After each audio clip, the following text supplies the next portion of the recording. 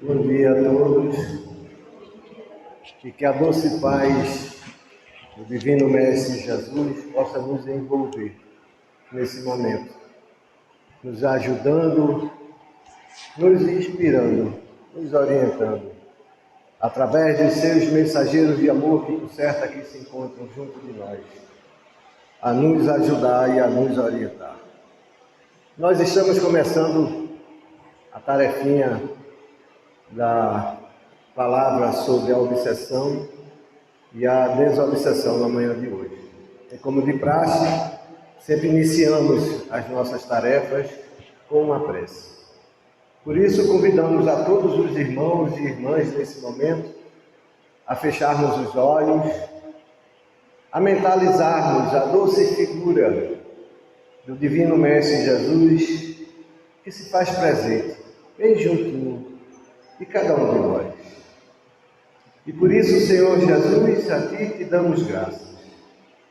Graças te damos, Senhor Divino, pela certeza que Tu nos proporciona da Tua presença entre nós, da Tua assistência incondicional, do auxílio enviado pelos Teus mensageiros de amor a todos nós, encarnados e desencarnados, necessitados que somos da Tua luz, para que assim possamos aprender um pouco mais a respeito das Tuas doces e sublimes verdades que a luz do Espiritismo vem nos trazer.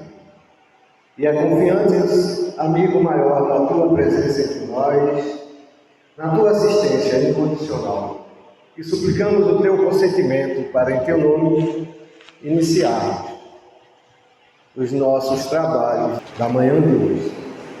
E antes de entrarmos na nossa temática propriamente dita, vamos ler um pequeno trecho do Evangelho, que tem como título Bem e Mal Sofrer. Lá no capítulo 5, item 8, começa dizendo o texto que, quando Cristo disse, bem-aventurados os aflitos, o reino dos céus lhe pertence, não se referia de modo geral aos que sofrem, visto que sofrem todos os que se encontram na terra, quer ocupem tronos, quer jazam sobre a palha. Mas poucos sofrem bem, poucos compreendem que somente as provas bem suportadas podem conduzi-las ao reino de Deus. O desânimo é uma falta. Deus nos recusa consolações desde que nos falte coragem. A prece é um apoio para a alma. Contudo, não basta. É preciso tenha por base uma fé viva na bondade de Deus.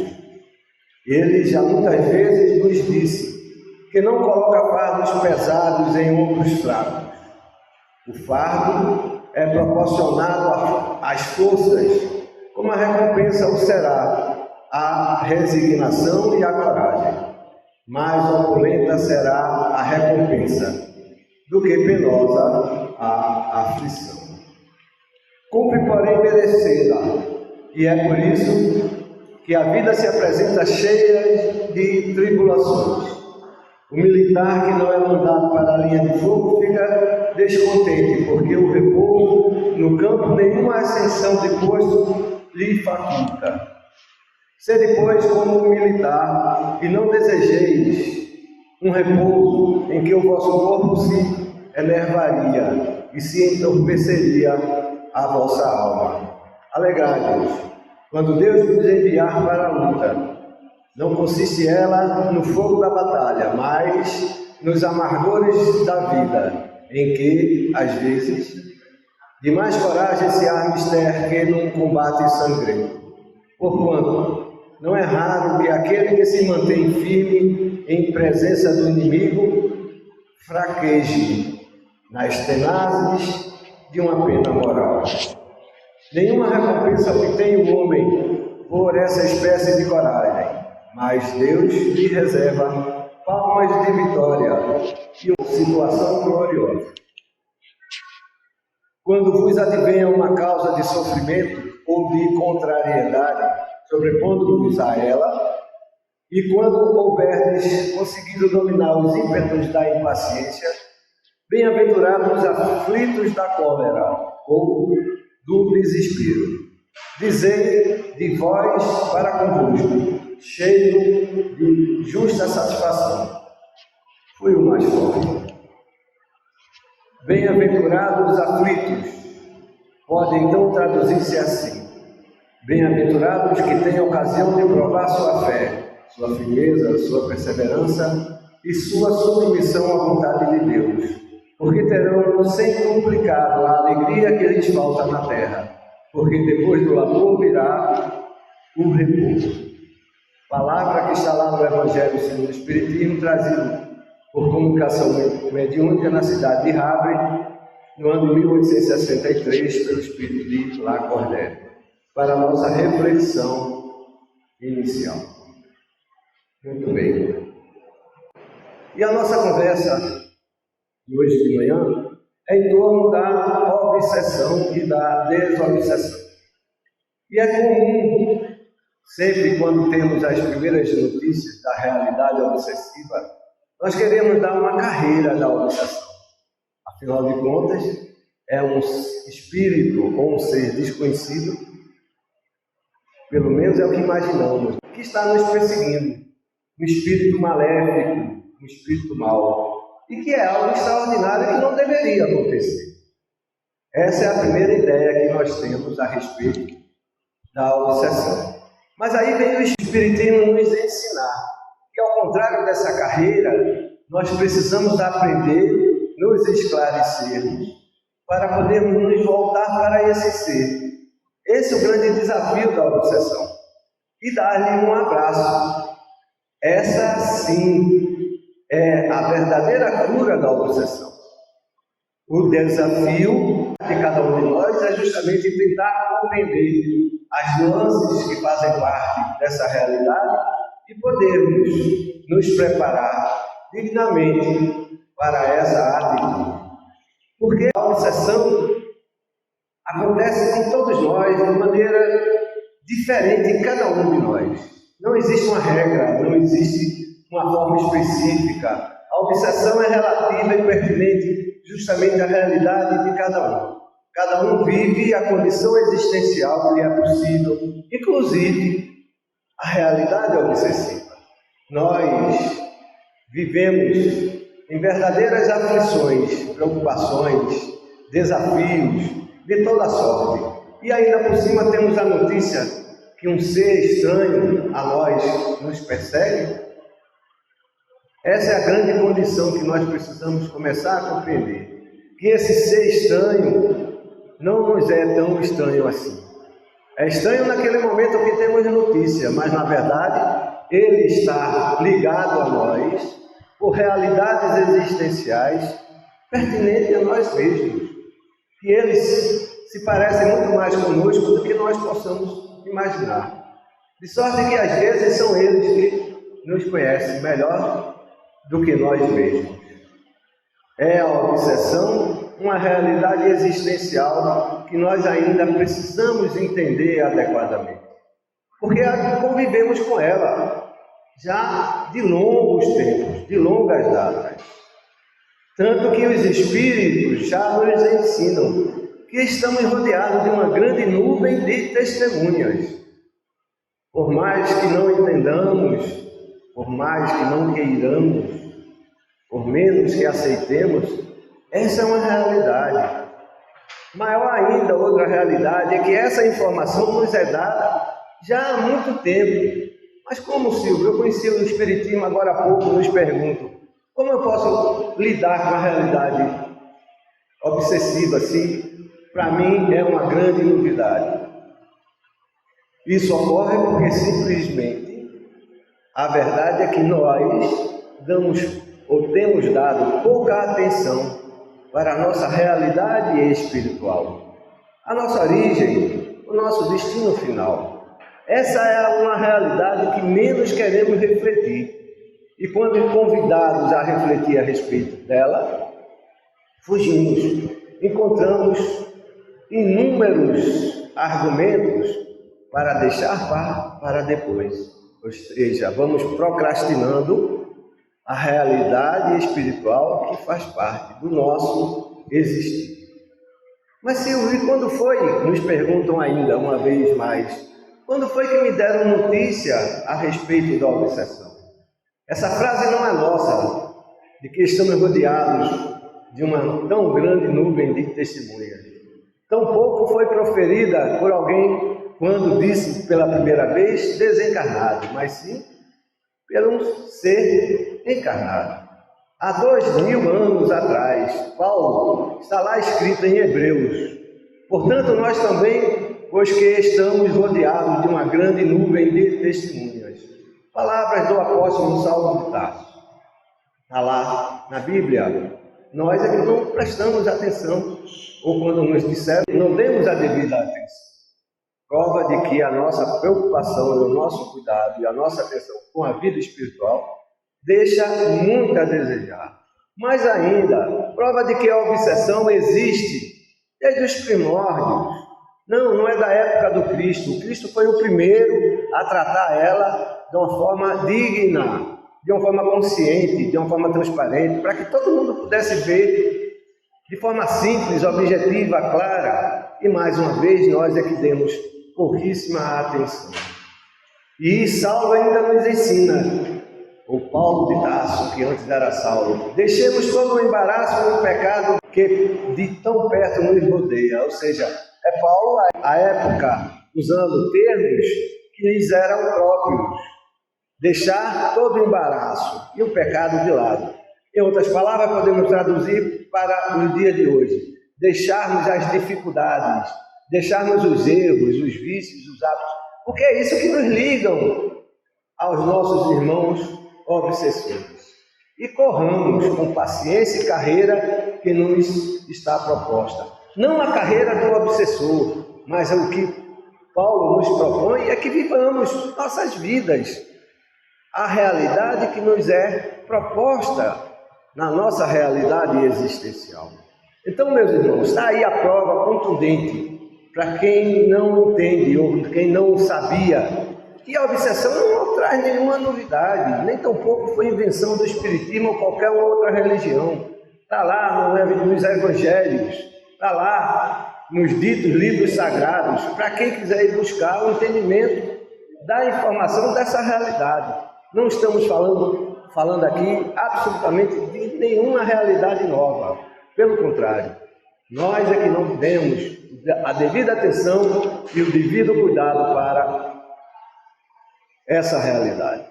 E ainda mais, nós queremos nos referir à obsessão como um termo genérico. E o que seria um termo genérico? É algo que faz parte de uma categoria mais ampla, sem características distintas ou particulares. É o oposto do que é individualizado. Embora cada um existencie a sua realidade obsessiva, da sua maneira, da sua forma, segundo as suas condições existenciais, é a obsessão consequência de algo maior, de uma realidade existencial que todos nós a possuímos. Não é privilégio de um espírito ruim ou mau nos perseguir. Não é exclusividade de quem ainda está aprendendo. Não, é uma realidade consequente de uma condição existencial pertinente a todos os seres encarnados e desencarnados. E como disse, só o nosso Senhor Jesus Cristo abordou de uma forma tão transparente e tão clara a essa realidade. E aí nós queremos dizer que não existe um espiritismo à moda pessoal de quem quer que seja, pois essa pertence ao Espírito de verdade. Quando nós nos referimos ao espiritismo, possamos entender que aquilo que modestamente nós nos referimos aqui na tribuna espírita, ou qualquer um outro irmão orador, nós estamos apenas repetindo aquilo que lemos e estudamos, pelo menos um pouco, da doutrina para trazer como testemunho como oportunidade de falar, de demonstrar, de dizer, para ver se aprende, não porque nós já tenhamos a pretensão de termos aprendido a essa realidade, mas como testemunhos do que nós estamos buscando e demonstrando e agradecendo tudo aquilo que já conseguimos em aprendizado e verdade. Então, é preciso que se entenda que Espiritismo é uma realidade codificada, trazida pelo Espírito de Verdade, que foi escrita pelo irmão Allan Kardec, de pseudônimo Allan Kardec. Esse sim foi quem escreveu e que traduziu as informações e codificou da forma sistematizada que se encontra nos 5 livros básicos da doutrina as informações necessárias que nós precisamos compreender e alcançar a respeito do Espiritismo. Então, se nós quisermos entender a realidade obsessiva, precisamos entender uma realidade maior, aquela que está dentro de nós, que é a condição da realidade do existir, da vida espiritual. Porque a vida espiritual nada mais é a origem daquilo que existenciamos e experimentamos. Aquilo que estamos experimentando nada mais é consequência da vida espiritual que nos cerca, que nos deu origem ou que nos dá origem. E a realidade obsessiva nada mais é do que a consequência da vida espiritual que tivemos, que temos, que estamos praticando, que estamos precisando dar atenção. Porque, via de regra, ela nos chega nos momentos em que mais negamos a vida espiritual. Quando menos desejamos compreender ou nos voltar para a vida espiritual. Estamos voltados essencialmente para o mundo material, ligado em pensamento, em entendimento, em compreensão daquilo que o mundo possa nos traduzir ou que possa nos ensinar. Voltados para tudo aquilo que possamos carregar no nosso carrinho de compras, ou pelo menos que possamos abraçar. Não só de compras de objetos, mas de valores pessoais, das conquistas, das posses, como bem disse Bruno no início da manhã de hoje, entendendo a posse transitória como posse definitiva. Está lá no cartório. Propriedade definitiva. E não há posse, não há propriedade definitiva para nenhum de nós. É tudo posse transitória. Não tem escrivão, não tem juiz de direito, não tem autoridade humana encarnada nenhuma que possa definir qualquer posse definitiva.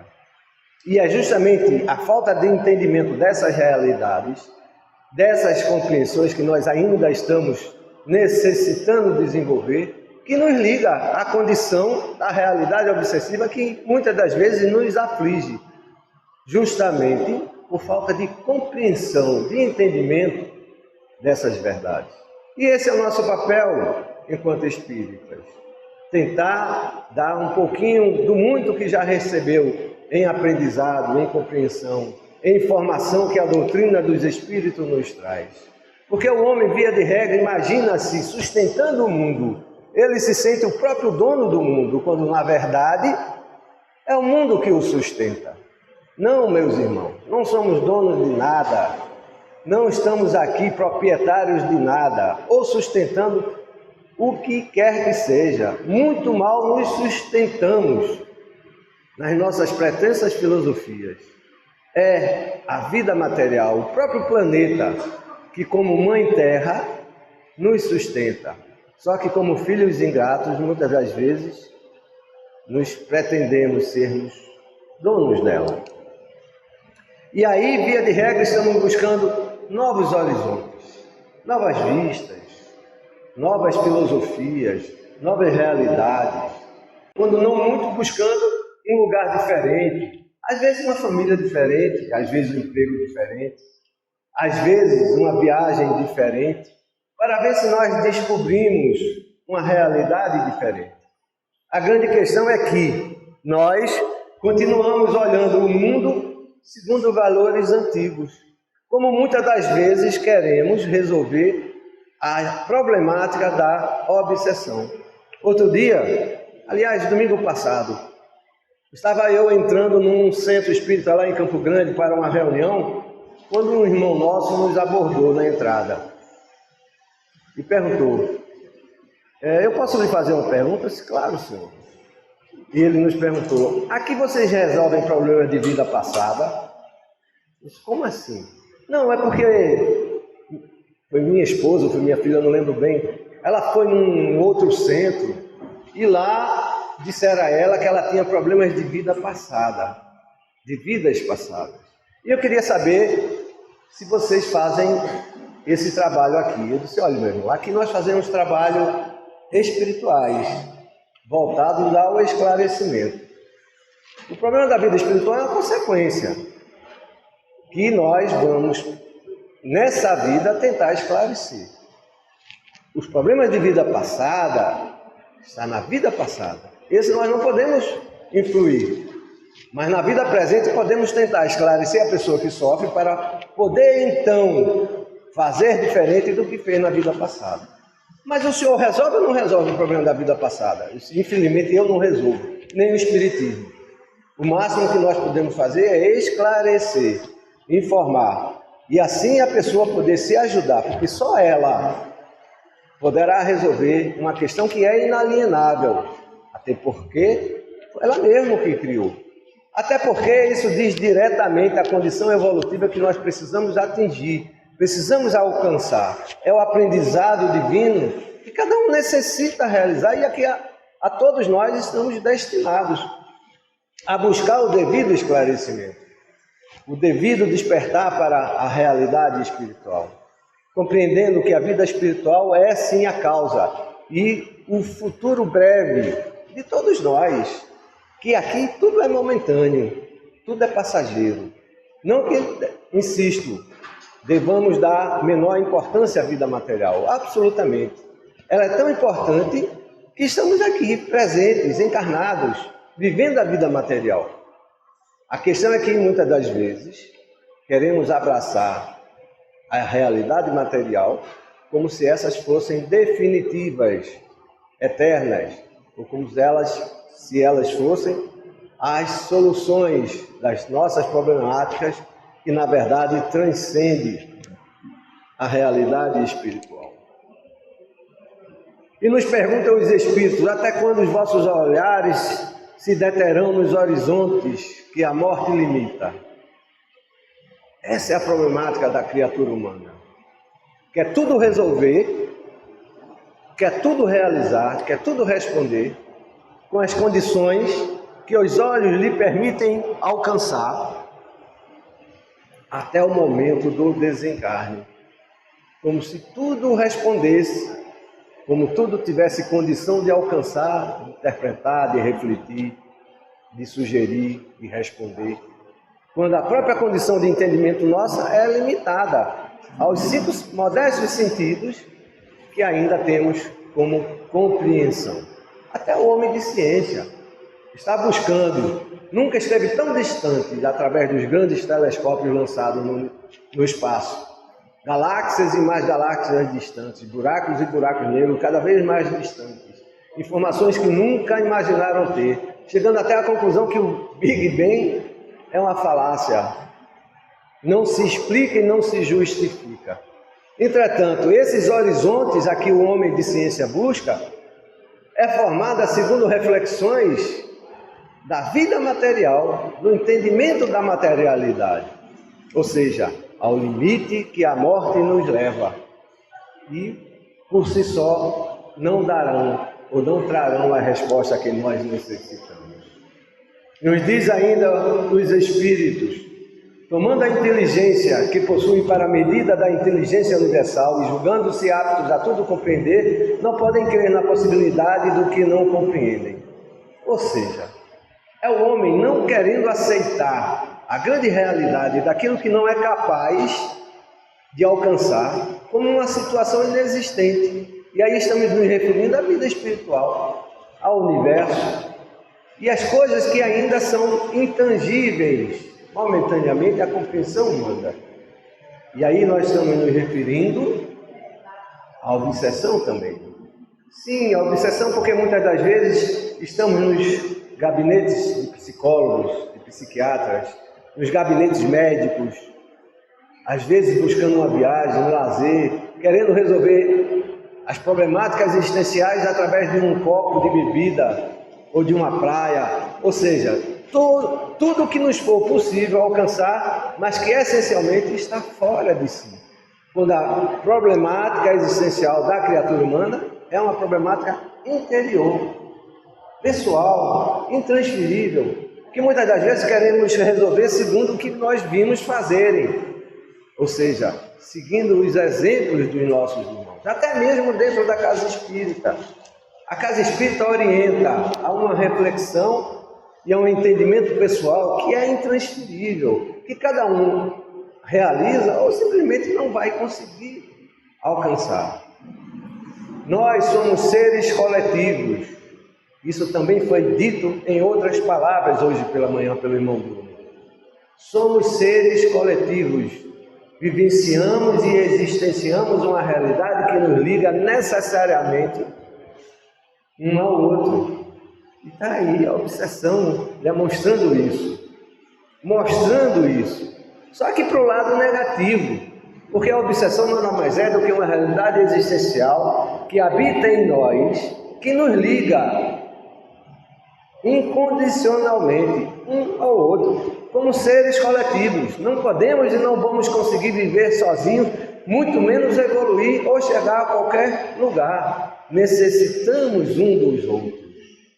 E a obsessão nada mais é do que o chamamento. Olhe, meu irmão, você não está sozinho não.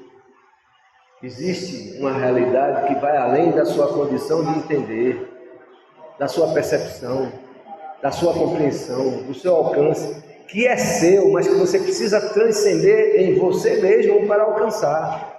Não é uma carreira que vai nos livrar do obsessor.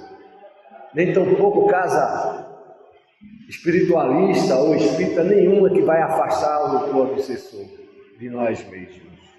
Não vamos conseguir nos afastar dele.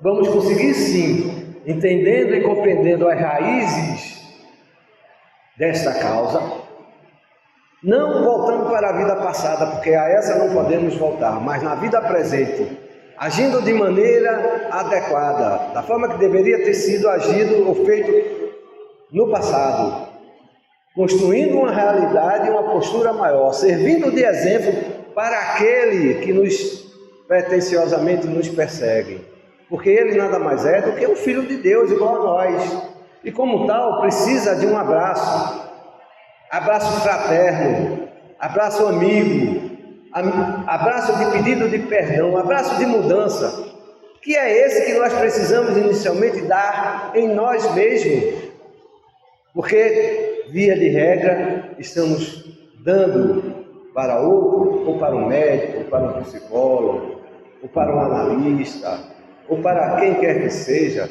resolver o problema que é nosso. Ou nós vamos resolver, ou ninguém irá resolver. Mas o médico me prescreveu uma receita aqui, eu estou dormindo tão bem, eu estou tão melhor. Você está apenas adormecendo da realidade que você precisa existenciar, criando um outro problema, fugindo da sua realidade. Realidade essa que cedo ou tarde você despertará. Nós despertaremos cedo ou tarde para tudo a que nós somos conduzidos. Não é olhando para um horizonte novo que teremos a condição de descobrir novas realidades. É buscando num horizonte novo, uma realidade nova, com informações novas, que nos possibilite o despertar, o transcender de uma realidade a que simplesmente negamos, embora sejamos capazes de compreender, mas que não nos é muitas das vezes conveniente, porque exige de nós mesmos o reconhecimento do erro que cometemos, da mudança de postura, da mudança de compreensão das realidades que fazemos parte. E lá no Evangelho, os Espíritos nos trazem: entretanto, digam o que disserem, forçoso lhes será entrar como outros nesse mundo invisível, de que escarnecem. É lá que os olhos se abrirão e eles compreenderão o erro que caíram. Palavras do Evangelho, segundo o Espiritismo, nos dizendo, nos esclarecendo, que é esse mundo que estamos pretendendo negar, que muitas das vezes queremos fugir, dar uma carreira, esse mundo espiritual, desse mundo que muitas das vezes nos traduz uma realidade obsessiva. Cedo ou tarde, vamos para Ele ou nele adentrar. Se conseguirmos nos esclarecer, se conseguirmos nos voltar para nossos obsessores e dar-lhes um abraço e pedir perdão, ou mostrar esse perdão em forma de uma conduta diferente, de uma conduta melhor, não tem problema. A gente vai despertar no mundo espiritual, só que no mundo inferior, chamado umbral, onde as vibrações serão pertinentes às ideias que alimentamos em nossas vidas. Umbral esse criado por nós mesmos. Não, o umbral não é um lugar diferente, ruim, mau, que foi criado para envolver as pessoas que não quiseram despertar para a luz. Não. Umbral nada mais é as consequências de pensamentos, ideias, valores e sentimentos de nós mesmos. É a nossa atmosfera mental, que por vibrar numa condição materializante semelhante a muitos outros, inclusive os nossos obsessores, nos encontraremos nessa mesma faixa de vibração. O mundo espiritual é uma realidade que não podemos negar. A opção de despertar para ele no mundo maior, ou no mundo melhor, ou no mundo inferior, é nossa. Nesse momento estamos passando por uma grande transição. A humanidade nunca realizou tantas mudanças em toda a sua história. A sociedade contemporânea nunca conseguiu ver tanta novidade. O problema é que todas essas novidades têm servido para alimentarem as condições de ideias e propósitos passadas, de valores passados. E essas novidades vêm justamente nos chamar a atenção para uma realidade nova, que muitas das vezes fugimos, que muitas vezes queremos negar. Daí a obsessão. Se a própria sociedade, se a própria materialidade não consegue nos despertar, é o mundo espiritual que vai nos despertar. E nesse caso, através de uma obsessão. E isso invariavelmente acontece porque continuamos nos alimentando das nossas sensações, daquilo que nos dá prazer, que é o imediatismo, que é aquilo que nos alimenta de forma imediata. É a satisfação pessoal na realização da conquista do bem material, da posse, que é transitória e que imaginamos ser permanente. Dos valores que queremos ver como definitivos, de que todos eles, nesse plano, pela sua própria condição, são transitórios. Não que sejam menos importantes, insisto, mas que são necessários ao degrau que estamos galgando, que são necessários à condição existencial momentânea que estamos experimentando, que nós precisamos despertar. Essa é a condição inalienável do ser, evoluir sempre e incondicionalmente, nascer, evoluir, morrer e voltar a nascer, evoluir sempre. Essa é a condição que o homem não vai conseguir fugir, porque simplesmente temos a eternidade diante de nós. O relógio só vai contar, e o homem de ciência já começa a descobrir, já começa a perceber que o tempo nada mais é, e está aí a física quântica, por mais velada que seja, mostrando isso, a consciência dos fatos ocorridos em tudo que existe. A física quântica já começa a dizer que nada mais pode ir numa velocidade maior do que a velocidade da luz. Assim disse Einstein também. A física quântica está se apropriando disso. Mas essa é uma realidade. Nós não podemos fugir. É a nossa percepção. Mais rápida do que a velocidade da luz existe sim, que é o pensamento. Só que o homem ainda não despertou para essa realidade, ou busca entender ou compreender essa realidade. A nossa própria condição é tão limitada que nós nos prendemos às realidades existenciais mais fáceis. É a velha zona de conforto que nos prende, que nos segura, que nos traduz aquilo que parece ser mais interessante. E não compreendemos que muitas das vezes a zona de conforto nossa é o que mais incomoda o nosso vizinho, os nossos irmãos, Mas aí nós dizemos, mas eu não tenho nada com isso, Deus que cuide da vida dele. Triste engano. Nós somos seres coletivos. Vivemos interdependentes. Precisamos um do outro, por mais distante que estejamos, por menos que compreendamos isso. Precisamos um do outro. Até porque é a própria expressão do Criador que se faz presente dentro de cada um de nós. Essa é a condição inalienável da coletividade que experimentamos. A existência de tudo o que está em tudo, através da presença do Divino Criador, que não podemos negar, podemos até não aceitar momentaneamente, mas não conseguirá respostas, nem conseguirá explicar de outra maneira a existência e a criação do próprio homem, porque a matéria simplesmente não se explica pela matéria. Está aí o homem, mais uma vez, o homem de ciência buscando respostas, subdividindo tudo, cada vez mais o átomo, e cada vez mais encontra subdivisões, que desconfia que existem outras subdivisões que nem nominar consegue, nem entender, nem compreender, tampouco dominar, só através das teorias que eventualmente possam criar para si, e que muitas das vezes guardam com medo, com receio das interpretações eventuais que venham ter. O homem ainda não compreendeu que é para a regeneração humana a que ele se destina, a todos os dias, a todos os momentos. Só existe uma coisa constante em nossas vidas, que é a mudança. Essa nós não podemos entender de outra maneira. A constante maior da vida é a mudança, todos os dias, todos os momentos, a cada instante, a cada momento compreendido, a cada momento compreensível, só que o homem insiste em permanecer num entendimento modesto que lhe deu um eventual prazer ou satisfação de uma vida passada, ou um status, uma condição existencial. E quando se fala em religião, não, religião é coisa de piegas, de pessoal mais simples. Eu sou muito jovem ainda para pensar em religião. Quando eu ficar mais velho, eu vou pensar nessa história de religião.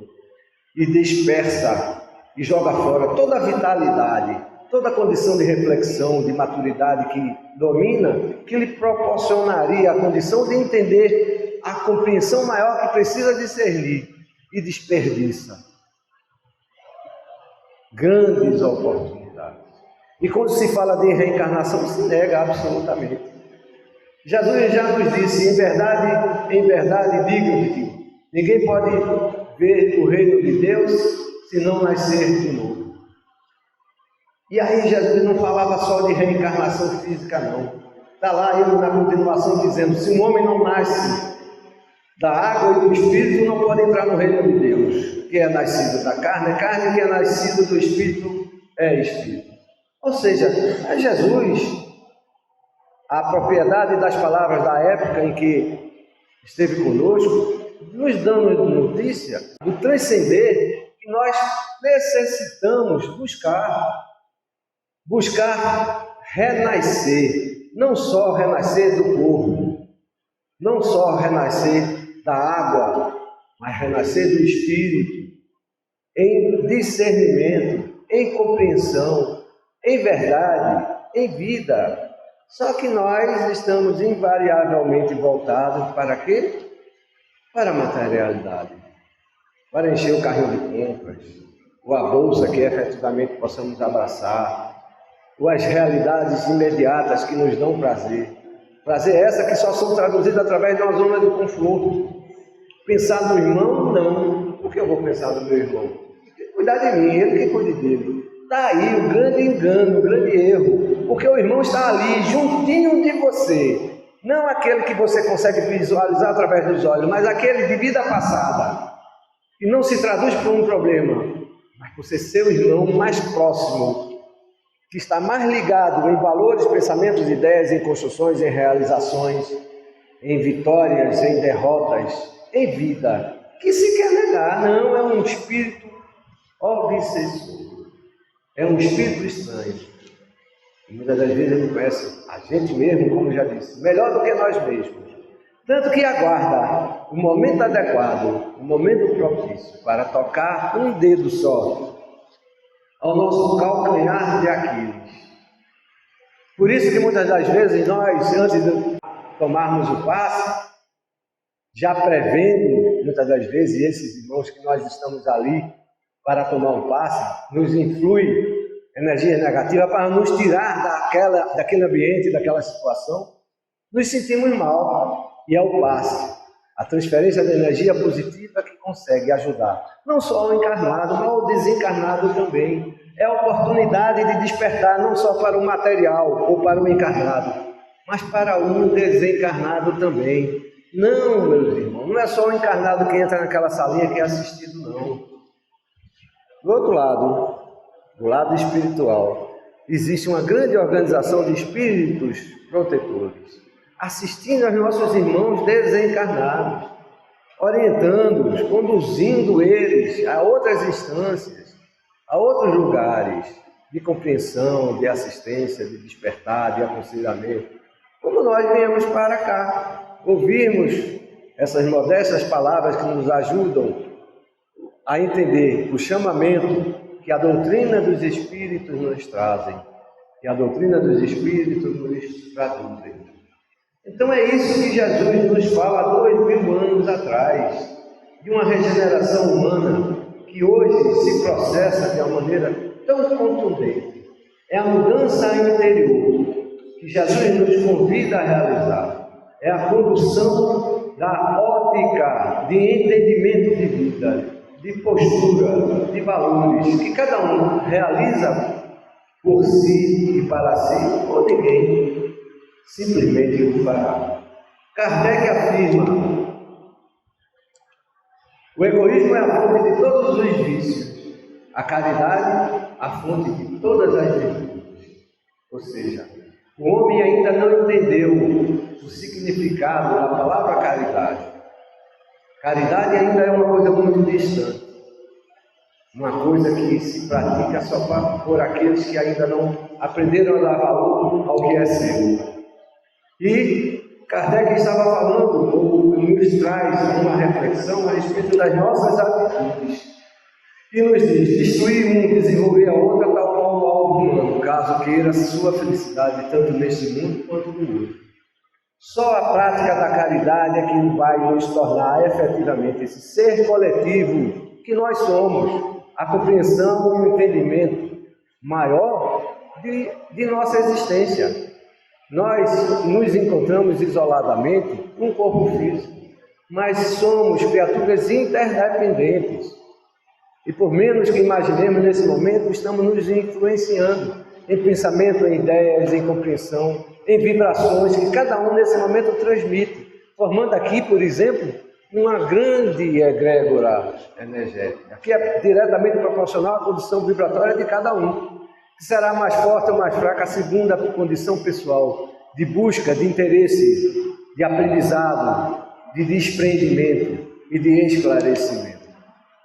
E talvez alguém nesse momento possa dizer: quer dizer que eu devo sair doando para todos que necessitam, assim estarei exercitando o desapego? É assim que eu nos prego. Não, eu agora vou sair presenteando, vou sair distribuindo o que tem e o que não tem. E não é assim. Kardec também nos ensina que prodigalidade não é generosidade. Prodigalidade, desapegar-se, aliás, é o que Kardec nos chama a atenção. É deixar de ser egoísta, é estar cada vez mais próximo de si mesmo, de Deus e muito mais da felicidade. Prodigalidade é o estado de pessoa pródiga, é aquele que dá em abundância, em grande quantidade, em fartura.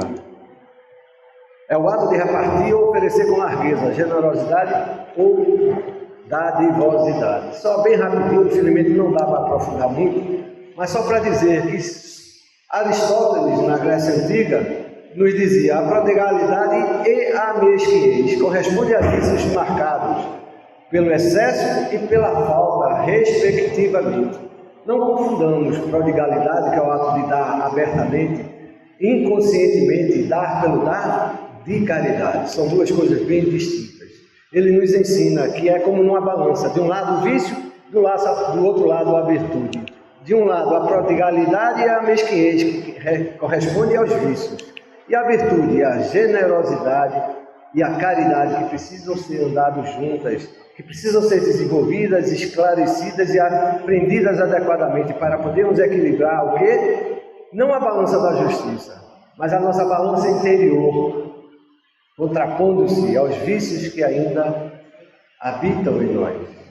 Infelizmente o tempo é chegado, não dá mais para ele continuar. Desejamos muita paz para todos e queremos dizer que aos irmãos que gostaram da exposição que nós trouxemos hoje, lá no YouTube poderão encontrar essa palestra dentro em breve e muitas outras que apresentamos. É só digitar na tarja de busca, encontrando o Espiritismo entre aspas. Por que entre aspas? Porque as aspas vão levar direto para os nossos vídeos, ok? Encontrando o Espiritismo é o nome do canal. Muita paz para todos. Bom dia. Todos bem? Amém. Deus. Sempre. Agradecer a presença do tratamento, dos trabalhadores nas famílias de prevenção auxiliar, desse melhor trabalho, a todos os encarnados e encarnadas aqui presentes. Lembramos que domingo, não amanhã, próximo, será o tratamento na casa, tá? O quarto do mês desse mês. Sempre que não for o quarto, diz a visita. Como se não avisou, vai ser o quarto domingo, que será esse agora hoje. Já a sessão é sempre todo sábado, dos trabalhadores desse sábado do mês. Se mudar, a gente também avisa. Certo? E mais? Estamos ainda acompanhando na base da subestaçãozinha aqui, né? Energia. Já foi construída, mas ainda falamos comprar alguns materiais para terminar a chamada de carreira e poder também contribuir de qualquer forma, todas as propostas que fazemos, e sempre para proporcionar uma forma de melhoria, tanto física, né? Acaba dessa parte, para começar a outra, também, que é a construção, como a dona Isabel, que vai ser uma amiga idosa, né? 15 idosos. Então, essa campanha já está instalada em Maria e outros padrinhos que a gente deve fazer também para poder, assim que acabar essa energia, a gente pode dar uma outra tem que ser uma de cada vez, liberar de cada vez, e assim a gente vai cumprindo o que a gente vai dar. A gente traz um monte de trabalho para a gente. Cada vez para organizar para poder fazer o que cada vez que a gente sai da melhor forma possível, em compromisso com a doutrina de Jesus, com a espiritualidade, com a qualidade. Quando é bom, ele é espiritualidade, quando é ruim, é ignorância. Então, ter certeza. Alguém tem alguma pergunta, alguma dúvida, uma colocação? Amém. Então vamos louvar e agradecer a nossa prece. Sempre lembrando que o maior sofrimento de qualquer ser humano é a falta de prece, como diz na Teresa. A falta de prece significa a falta de Deus na sua vida, porque é uma forma de estarmos ligados com Deus, não Deus conosco, porque Deus não precisa estar sempre ligado conosco, mas nós, para aquela imagem, temos que fazer a prece. Então, respeitar também o sofrimento, a nossa psique, as nossas mazelas ainda materiais, como o Senhor colocou, vamos louvar e agradecer a Deus. Pai amado, Jesus Deus, Maria Santíssima Espiritualidade, agradecemos mais uma vez a cada trabalhador que nos tem presente, a nossa irmãos que às vezes trabalham aqui, nosso irmão Paulo, que sempre vem ao auditório, a receber cada um que é possível. Nosso irmão Senhor, que sempre vem colaborando nos estudos, na administração, seu trabalho na educação da doutrina, ajuda ele sempre a protegendo e ajudar no processo de esclarecimento e extensão do estudo.